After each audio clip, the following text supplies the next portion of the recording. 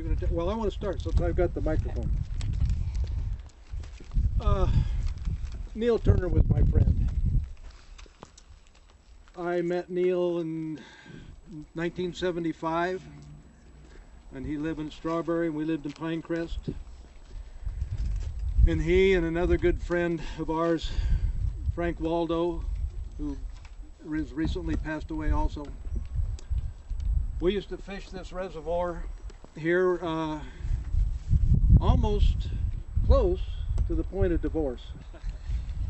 We would, I'm sure that my wife got upset with us being gone so much. And, but we did. We had a great time, the three of us, and we introduced other people to this fishing experience. I was gone for 10 years, left in 77, came back in 87, and we were able to pick up with Pat and Neil just like it was when just like we'd left the day before. Although I could never become real close friends with Neil because he tried several times, many times, but I could never learn the game of cribbage. And so, in order to be real close to Neil, you had to play cribbage, as people have talked about here today. But he was my friend. We visited him at the last, and I'm glad to have known him, and it's always been my pleasure to have known Neil Turner. Thank you, Art. That was great. If there's anyone else who would like to come down and share their remembrances of Neil, you're welcome to come down now. Here's a taker right here.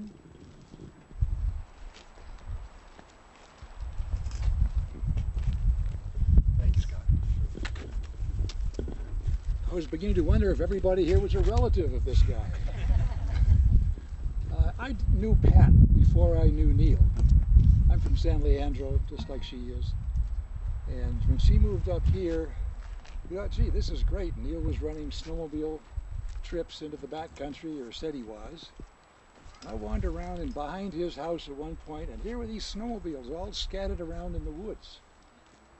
I asked Neil, how come they're all lying around in the woods?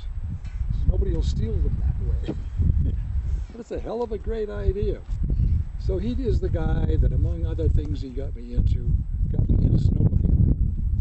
And I brought along a few photographs. I was digging through my archives last week, and I created this little montage for Pat of one of the snowmobile trips that we took together. This is one where Pat and Neil start off very nicely together. The second one is looking at the gas gauge and finding there's not much in it. This gas gauge, by the way, was a piece of rope he'd let down the gas entry into the gas tank of the snowmobile. And then this third one is having a barbecue up on top of the ridge. And then finally, he and Jerry Green are sitting here thanking their lucky stars they made it home. So, Pat, I'm going to give this to you, and you can pass it around as you want. There's some extra pictures you can use too, if you like to. Thanks so much. Scott, I just want to tell everybody, this is what we refer to as a TTO. This was a typical Turner operation, where you ran out of gas, you got lost, all those kinds of things.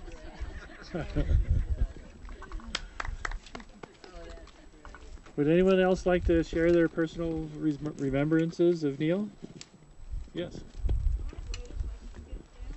Can I help you?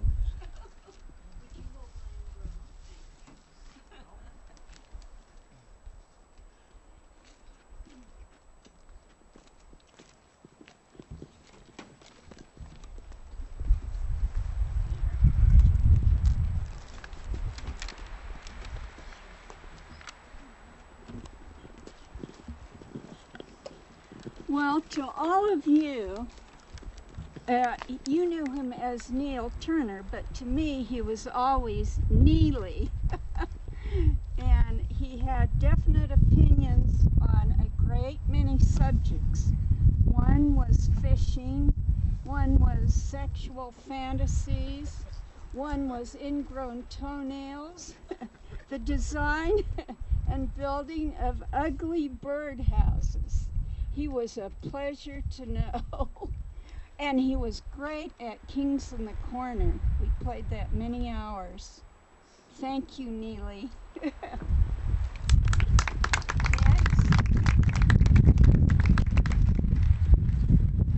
Anyone else? Buzz. Yeah. Thank you. Can I help you out? Let me back up. Get through the jungle here. For cohesiveness, that was my mother-in-law.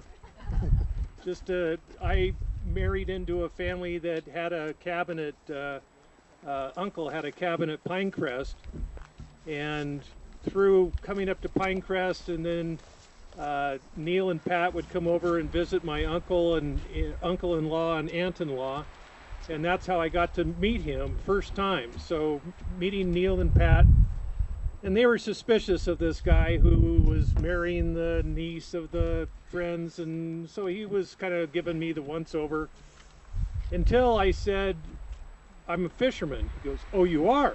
And then he started telling me all about the different places to fish. So I said, one day we got to fish together. You know, that's how you get to know somebody. It's kind of like playing golf with somebody. You share the sport, you get to know them better.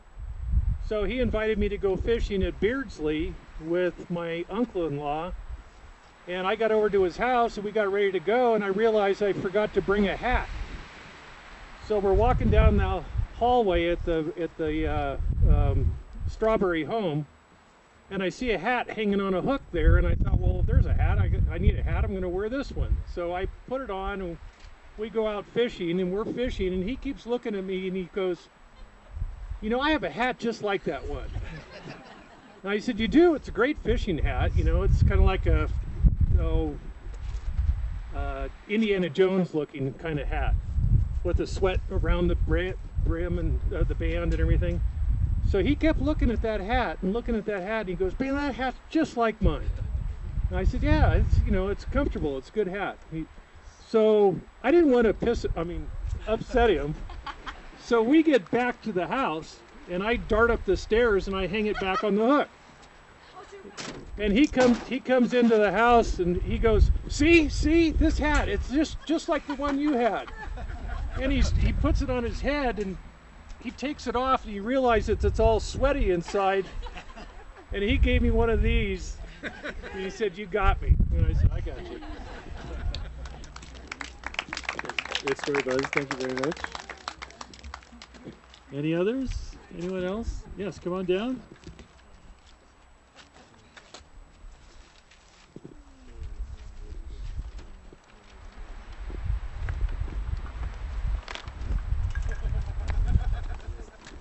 Well, my nickname for Neil was Grumpus Neil, because he was always pretty grumpy, or he could be, with friends and family. And he could always also be somewhat irreverent with us. And at one point in time, a couple of years ago, he decided that those of us who were coming to visit him often had to bring our own toilet paper and booze. So we started bringing a roll of toilet paper every time we visited. And so for you, Pat, today, I brought a roll of toilet paper in remembrance of Neil.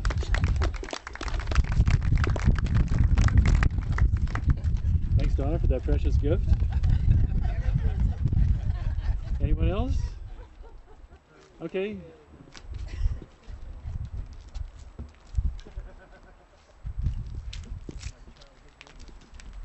Thanks for coming down.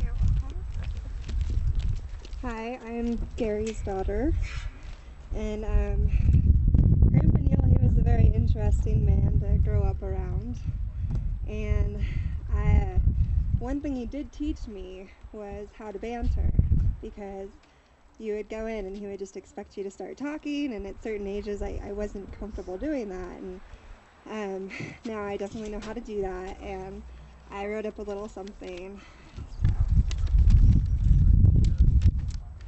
There is something to be said about men who live with conviction. I believe Neil Turner, my grandfather, lived with every ounce of passion ever created. Although boisterous on the outside, I always knew who he was deep down on the inside. He was fearless in who he was. He was opinionated, impatient, and unwavering, but he was also kind, enthusiastic, and did the right thing. Looking back, my absolute favorite thing about Grandpa Neil is who he was in all his glory and richness of character. One thing I hope to gain from his loss is to be able to live every day with a little bit of his spirit inside of me, because I know if I do that, then I can do anything. Thank you.